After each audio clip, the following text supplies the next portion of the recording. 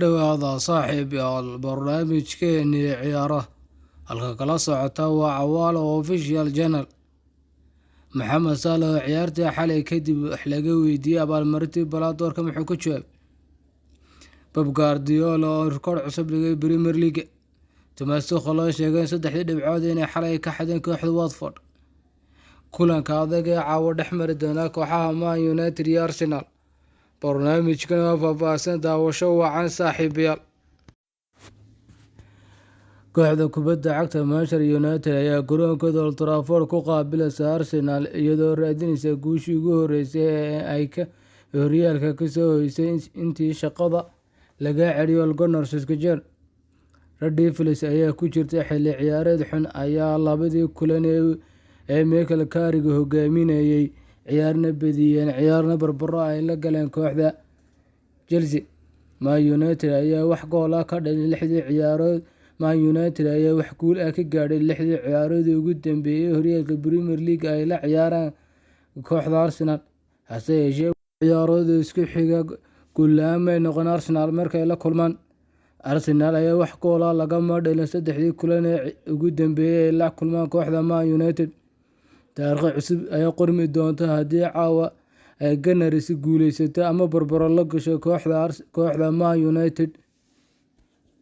Guardiola ayaa jebiyay rikoodhkii Premier League ee hore u dhigay tababarihii hore ee Manchester United Sir Alex Ferguson kadib markii Manchester City 2-1 ay ku garaacday Aston Villa oo meel ka baxsan garoonkeeda.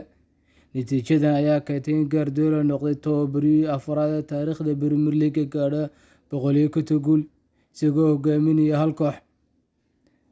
Pep Guardiola ayaa 204 kulan ayaa ku gaadhay 150 guulood halka Sir Alex Ferguson isaguna 247 kulan ku gaadhay 150 guul.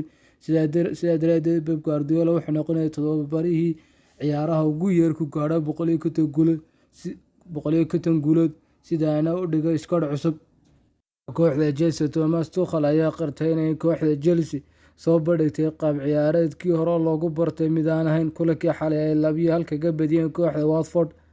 Tuchel ee arrintaa ka hadlayay ayaa yidhi maanaan ahayn koox fiican kulankan, diyaar maan ahayn kulankan. Waxaa laga yaabaa inaanan marin wadadii saxda ahayd sababo la xidhiidha xeeladda adkeyd ee ciyaarta. Waxaanu sameynay bedel badan laakiin waxaan sidoo kalena khalad badan ayaanu sameynay. Guusha waxay naga caawin nasiib shaki la'aan waxaan odhan karnaa 3 dhibcood waanu ka xadnay Watford ayuu yidhi hadalkiisa Thomas Tuchel mar uu u waramayay ciyaarta kadib saxaafadda. Maxamed Salah ayaa ka hadlay abaalmarinta Ballon d'Or-ka ee bishii 29 ee November lagu bixiyay magaalada Paris taas oo ka galay kaalinta 7 xilli uu gudoomiyay Lionel Messi markii 7aad uu ku guuleystay abaalmarintan. Markii ciyaartu dhamaatay ayaa saxafi ka socday Amazon Prime Reporter ayaa Salah weydiiyay su'aal la xiriirta in booska 7aad uu ka galay Ballon d'Or-ka ayuu ka bixiyay jawaab cajiib ahayd isagoo qoslay isla markaana ku jawaabay wax faal ah ma hayo.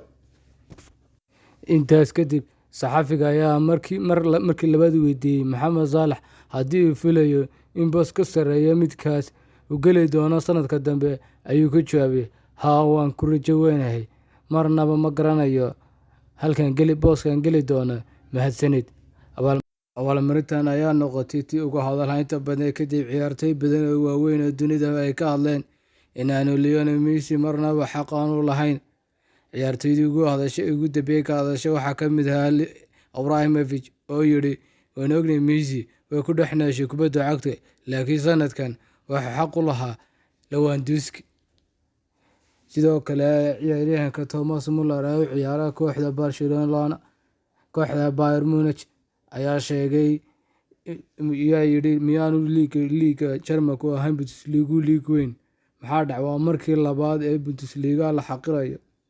sidoo kalena wuu goodiyey inuu ka jari doono ciyaarta isbuuca dambe oo la ciyaarayo kooxda Barcelona kaasi ugu hanjabay inuu cardaadiqa ka dhigi doono mar labaadna ku tusi doono adduunyada baawrka kubadda cagta ee Germany.